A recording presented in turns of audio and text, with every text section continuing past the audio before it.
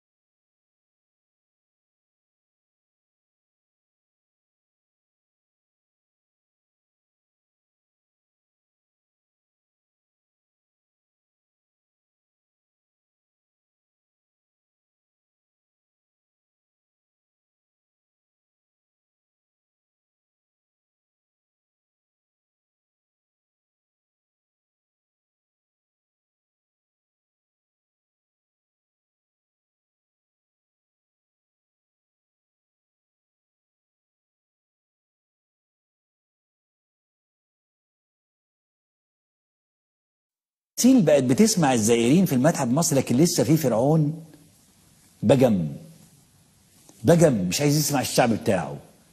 حتى انه احد السحرة بتوعه وهو جوز لميس طالع ينصحه بانه يسمع لشعبه ويفهم متطلباته واولوياته. اسمع كده.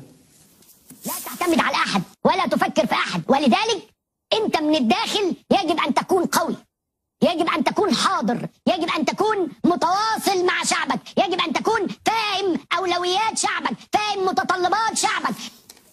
أول مرة الأقرع ده يقول حاجة صح. قال على رأي المثل: جبت الأقرع يونسني كشف راسه خوفني. أول مرة يقول حاجة صح.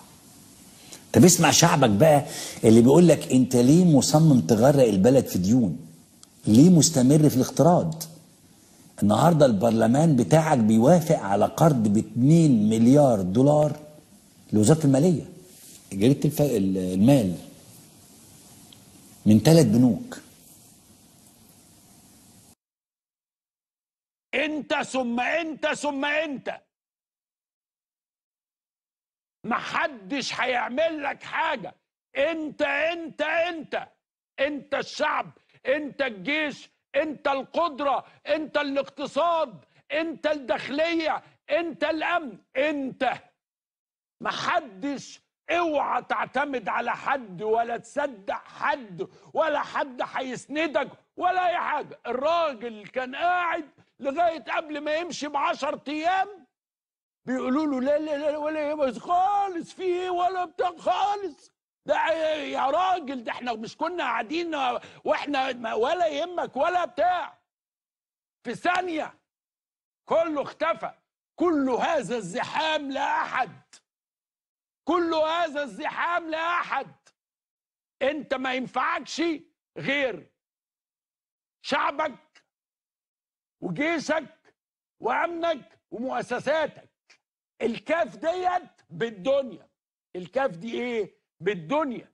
لا تعتمد على احد ولا تفكر في احد، ولذلك انت من الداخل يجب ان تكون قوي، يجب ان تكون حاضر، يجب ان تكون متواصل مع شعبك، يجب ان تكون فاهم اولويات شعبك، فاهم متطلبات شعبك، فاهم قدرات جيشك، فاهم قدرات امنك، قادر انك تبقى قريب من الناس اللي انت بتشتغل معاهم، قادر ان انت تبقى واقف على رجليك دايما. لانه الناس اللي بره دول امريكاني، روسي، تركي، اسرائيلي، في لحظة عملوا 4 5 تليفونات. والله ما اكتر من كده، انا بقول لكم معلومات. 4 5 تليفونات يسقط اليوم. والمعلومة اللي اهم، هو نفسه بشار الاسد جاله تليفون: امشي دلوقتي. اتقال له ايه؟ امشي دلوقتي.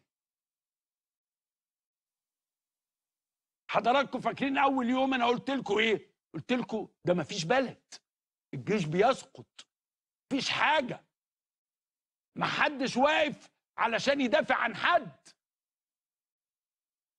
فانت النهارده حضرتك الصورة اللي انت شايفها دي هي ليست صورة تذكارية بعد اجتماع قام به قائد البلاد عشان يتكلم مع القيادات الأمنية ويناقش فيها. لا لا لا لا لا لا, لا, لا.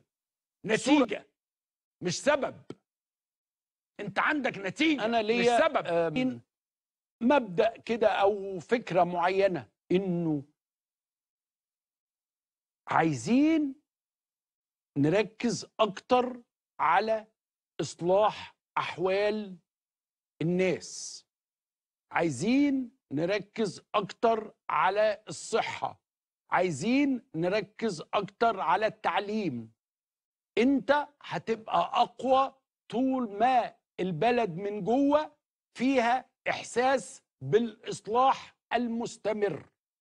الدولة بتقوم بالكثير من الإجراءات، ولكن إحنا محتاجين إن إحنا يبقى عندنا ما هو أكثر، ما هو يشفي غليل المصريين، يساعدهم. الرئيس قال زي ما حضراتكم ضربتوا أكبر الأمثلة بالتحمل، يعني اختبار التحمل الذي تعرض له الشعب المصري الثلاث 4 سنين اللي اختبار كبير، وهو اختبار يعني يكفي لأي شعب عشان يثبت مدى أصالته وصلابته.